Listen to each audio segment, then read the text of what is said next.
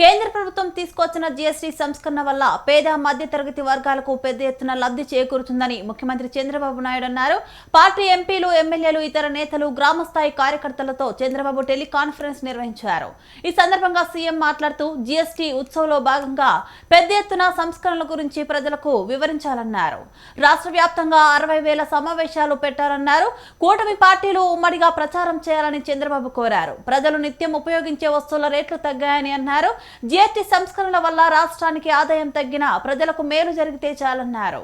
ఈ రోజు రాష్ట్రంలో ఒక అంబిషియస్ ప్లాన్ పెట్టుకున్నాం. ఈ అంబిషియస్ ప్లాన్ మీరు ఒకసారి చూస్తే జనరల్ గా 7.5% గ్రోత్ రేట్ ఉంటే మనకి ఇప్పుండే దాని ప్రకారం మన రాష్ట్రంలో జిఎస్టిపి 84 లక్షలు అవుతుంది. దీనివల్ల 5x మాత్రం పెరుగుతుంది. పర్ క్యాపిటల్ ఇన్కమ్ 14 లక్షలు అవుతుంది. అదే 15% గాని గ్రోత్ రేట్ వస్తే 84 లక్షలు 396 లక్షలు అవుతుంది. ఇంకొక పక్క క్వాంటమ్ జంప్ జిఎస్టిపిలో 25 టైమ్స్ పెరుగుతుంది. అయితే సిఏజిఆర్ కంటిన్యూగా పెరగడం అనేది హైయర్ స్కేల్ కు పోయినప్పుడు అలాంటి ఇన్నోవేటివ్ కార్యక్రమాలు తీసుకుంటే తప్ప సస్టైన్ కాదు. దీనివల్ల 66 లక్షల రూపాయలు పర్ క్యాపిటల్ ఇన్కమ్ వస్తుంది 204748 కి. అయితే మీకు అందరికీ ఒక డౌట్ రావచ్చు, ఇది సాధ్యమా అని. 2014-19 5 సంవత్సరాలు సిఏజిఆర్ 13.49% గ్రో అయ్యాం. అప్పుడు ఆల్ ఇండియా లెవెల్ 10.9 అయ్యింది.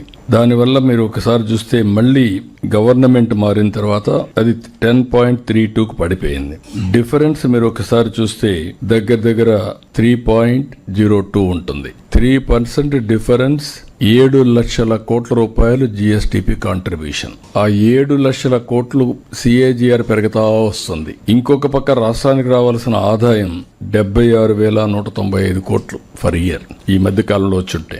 ఇవి రెండు చూసినప్పుడు రాష్ట్రం ఆపర్చునిటీ కోల్పోయింది. దానికోసం ఈ రోజు మేము వెల్ఫేర్ ప్రోగ్రామ్స్ ఇవన్నీ ఇచ్చినప్పుడు మళ్ళీ లాస్ట్ ఇయర్ అయితే 12.02% గ్రోత్ వచ్చింది. ఫస్ట్ క్వార్టర్లో మళ్ళీ 10.5% పెరిగాం. నిన్న ఈ రోజు మేము అందరం ఆలోచించింది ఏ మాత్రం కాంప్రమైజ్ కాకుండా కొన్ని జిల్లాల్లో గ్రోత్ చాలా బాగుంది, కొన్ని జిల్లాల్లో గ్రోత్ సరిగా లేదు. అందరినీ ఫోకస్ చేయమని చెప్పి చాలా స్పష్టంగా